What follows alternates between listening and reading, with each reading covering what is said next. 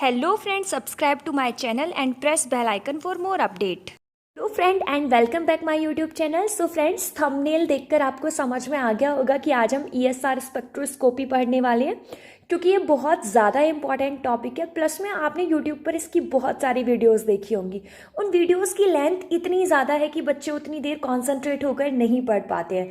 तो मैंने बहुत ही छोटी वीडियो लेक्चर में सारे टॉपिक्स को, ईएसआर स्पेक्ट्रोस्कोपी के सारे थर्ड सेम के टॉपिक को कवर अप करने की कोशिश की है। तो बॉक्स में ऊपर कॉर्नर में आपको सिलेबस नज़र आ रहा होगा, तो वहाँ पर आपको सारे टॉपिक्स दिख रहे होंगे कि ईएसआर स्पेक्ट्रोस्कोपी के कौन कौन से टॉपिक मैं कवर करने जा रही हूँ। सो टाइम वेस्ट किए बिना चलिए स्टार्ट करते हैं आज का वीडियो लेक्चर। सो जो ईएसआर स्पेक्ट्रोस्कोपी है उसे हम ईपीआर स्पेक्ट्रोस्कोपी भी बोलते हैं। ईपीआर स्पेक्ट्रोस्कोपी का मतलब है electron paramagnetic resonance. Electron paramagnetic यानी ऐसी एक स्पेक्ट्रोस्कोपी होती है जो केवल तब वर्क करती है जब वहाँ पर पैरामैग्नेटिक इलेक्ट्रॉन यानी अनपेयर्ड इलेक्ट्रॉन होगा। सो हम कह सकते हैं कि ये एक ऐसी ब्रांच ऑफ एब्जॉर्प्शन स्पेक्ट्रोस्कोपी है जो कि माइक्रोवेव फ्रिक्वेंसी की रेडिएशन को एब्जॉर्ब करते हैं पैरामैग्नेटिक सबस्टांस यानी अनपेयर्ड इलेक्ट्रॉन वाले सबस्टांस। ये स्पेक्ट्रोस्कोपी केवल उन पर वर्क करने वाली है जिनके पास अनपेयर्ड इलेक्ट्रॉन है। इससे हम कौन कौन से कंपाउंड को डिटेक्ट कर सकते हैं, तो आपको पता है अनपेयर्ड इलेक्ट्रॉन को डिटेक्ट कर सकते हैं। इससे हम फ्री रेडिकल को डिटेक्ट कर सकते हैं, आयंस को, ट्रिपल स्टेट मॉलिक्यूल को, और ऐसे ट्रांजिशन कंपाउंड जिसके पास अनपेयर्ड इलेक्ट्रॉन होते हैं। अब हम देखेंगे इसकी थ्योरी कि ईएसआर की थ्योरी क्या होती है।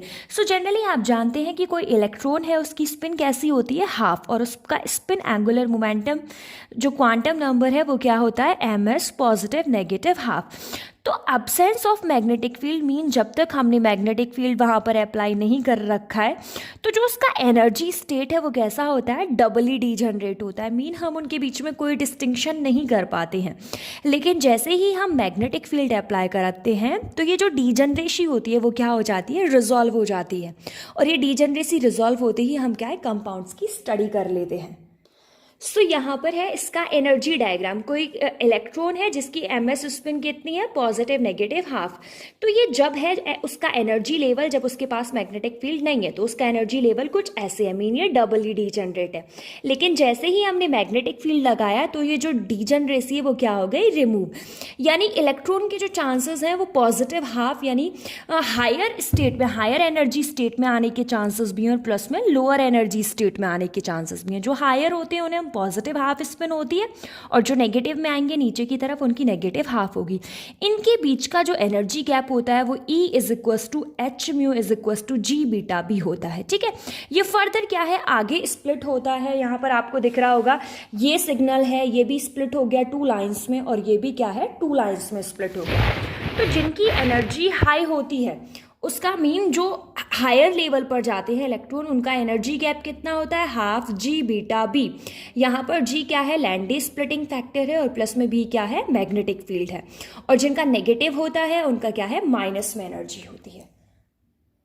हम थोड़ा सा देख लेते हैं जी वैल्यू क्या थी। तो जी वैल्यू को हम क्या बोलते हैं, लैंडे स्प्लिटिंग फैक्टर। जैसे एनएमआर स्पेक्ट्रोस्कोपी में केमिकल शिफ्ट होता है, वैसे ही ईएसआर स्पेक्ट्रोस्कोपी में जी वैल्यू होती है, सेम फंक्शन होता है।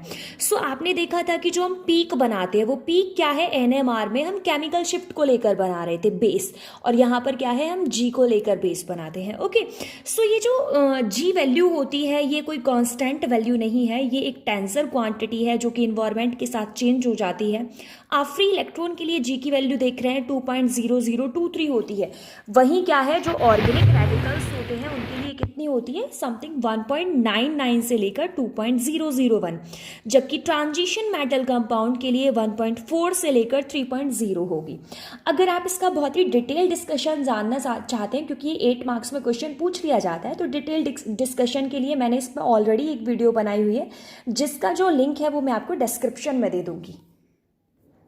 आपका जो नेक्स्ट टॉपिक है वो टॉपिक है hyper fine coupling. Hyper fine coupling क्या होता है कि जो इलेक्ट्रॉन है, इलेक्ट्रॉन की स्पिन होती है प्लस में न्यूक्लियस की जो स्पिन होती है। तो इलेक्ट्रॉन की स्पिन और न्यूक्लियर की स्पिन के बीच में जो इंटरेक्शन होता है उसी को हम क्या बोलते हैं, हाइपर फाइन कपलिंग होता है। तो हाइपर फाइन कपलिंग क्या है, जब ये लाइंस क्या है, इंडिविजुअल लाइंस में स्प्लिट होने लगती हैं, मीन एक लाइन में से कई सारी लाइंस निकलने लगती हैं, तो उसी को हम क्या बोलते हैं, हाइपर फाइन स्प्लिटिंग। जैसा कि आप यहाँ पर देख रहे हैं कि यहाँ पर क्या है, ये लाइंस है, ये लाइन क्या है, पर्टिकुलर 2 लाइंस में ब्रेक हो गई है, तो ये क्या है, आपकी हाइपर फाइन स्प्लिटिंग है।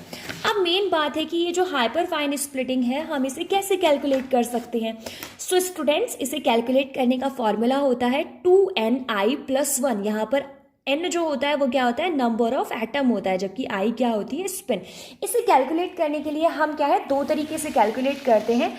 एक तो होमोन्यूक्लियाई के लिए, जैसे कि यहाँ पर आप CH3 देख रहे हैं, कार्बन को हम जब स्प्लिटिंग कैलकुलेट करते हैं तो उसके लिए कभी भी हम कार्बन को काउंट नहीं करते हैं।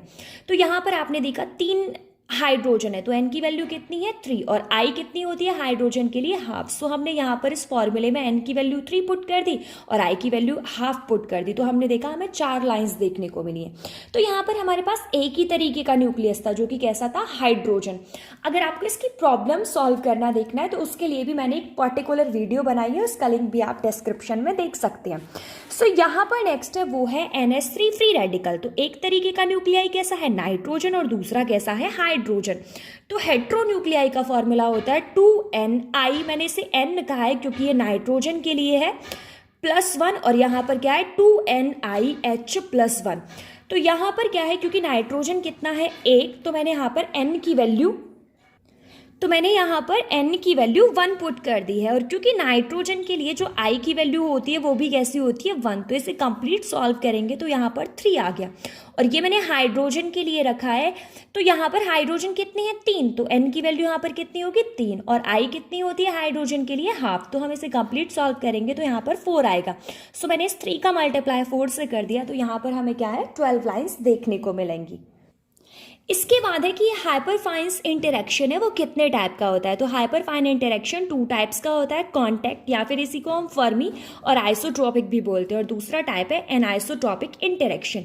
इसमें क्या होगा, जो ये डिपेंड करेगा, ये इलेक्ट्रॉन की स्पिन डेंसिटी पर डिपेंड करता है, और ओरिएंटेशन पर क्या होता है, इंडिपेंडेंट होता है। जैसे आपने देखा कि इलेक्ट्रॉन जो s ऑर्बिटल है उसके लिए क्या है, स्पिन डेंसिटी क्या है, इलेक्ट्रॉन की नॉन जीरो होती है, मतलब जीरो नहीं होती। तो मैंने कहा था ये स्पिन डेंसिटी पर डिपेंड करता है, तो इसकी स्पिन डेंसिटी कुछ पाई जाती है। तो मीन क्या है, इसमें फर्मी इंटरेक्शन आपको देखने को मिलेगा। जबकि ये क्या है, ये था स्पिन डेंसिटी पर डिपेंड करता है, कॉन्टैक्ट और फर्मी, जबकि एनाइसोट्रॉपिक स्पिन डेंसिटी पर डिपेंड नहीं करता।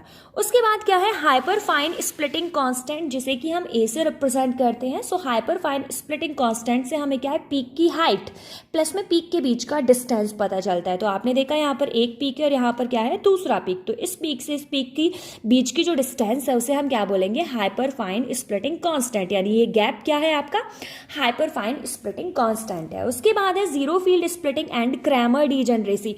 सो जरूरी तो नहीं है कि आपके कंपाउंड के पास अनपेयर्ड इलेक्ट्रॉन केवल एक ही हो, एक से ज्यादा अनपेयर्ड इलेक्ट्रॉन भी देखने को मिल सकते हैं। तो जब किसी सिस्टम के पास या किसी कंपाउंड के पास एक से ज्यादा अनपेयर्ड इलेक्ट्रॉन होते हैं, अब हो सकता है वो इवन में हो या हो सकता है ऑड में हो, तो वहां पर हमें जीरो फील्ड स्प्लिटिंग और क्रैमर डीजनरेसी देखने को मिलती है। सो हम कह सकते हैं कि एक ऐसा फिनोमेना जिसमें हमारी डीजनरेसी रिमूव हो जब इंटरनल मैग्नेटिक फील्ड की वजह से, यानी क्या है, जो more than 1 unpaired electron present हैं उसमें क्या है, डीजनरेसी रिमूव हो जाए खुद के इंटरनल मैग्नेटिक फील्ड की वजह से, तो उसे हम क्या बोलते हैं, जीरो फील्ड स्प्लिटिंग। या फिर हम यूँ कहें कि हम क्या है, ना तो मैग्नेटिक फील्ड नहीं लगा रहे हैं, बिना मैग्नेटिक फील्ड लगाए जो हमारी डीजनरेसी है वो क्या है, रिमूव हो जाए जब एक से ज़्यादा इलेक्ट्रॉन प्रेजेंट हो, वो भी कैसे, इवन में, तो उसे हम क्या बोलते हैं, जीरो फील्ड स्प्लिटिंग। और यहाँ पर हमारी डीजनरेसी रिमूव हो रही है जब एक से ज़्यादा इलेक्ट्रॉन प्रेजेंट है लेकिन ऑड में प्रेजेंट है। तो जीरो फील्ड स्प्लिटिंग में इवन में इलेक्ट्रॉन प्रेजेंट होते हैं, और क्रैमर डीजनरेसी तब सेटअप होती है जब ऑड नंबरिंग में मोर देन 1 इलेक्ट्रॉन प्रेजेंट होते हैं। तो जब हमारी डीजनरेसी रिमूव होती है उसे हम क्या बोलते हैं, क्रैमर डीजनरेसी। याद रखें इसमें एक सिग्नल क्या है, डबली डीजनरेट होता है। उसके बाद है एप्लीकेशन ऑफ ESR स्पेक्ट्रोस्कोपी। तो ESR स्पेक्ट्रोस्कोपी के बहुत सारे एप्लीकेशन है, प्लस में मैं डिटेल में बताऊंगी तो वीडियो बहुत बड़ी हो जाएगी। तो अगर आपको डिटेल में देखना है तो उसके लिए मैंने एक पर्टिकुलर वीडियो बनाई हुई है, उसका लिंक आपको डिस्क्रिप्शन में मिल जाएगा। तो इससे क्या है कि ESR स्पेक्ट्रोस्कोपी की मदद से हम किसी भी कंपाउंड का स्ट्रक्चर डिटरमाइन कर सकते हैं, हम फ्री रेडिकल्स की स्टडी कर सकते हैं, हम अनस्टेबल पैरामैग्नेटिक स्पीशीज की स्टडी कर सकते हैं।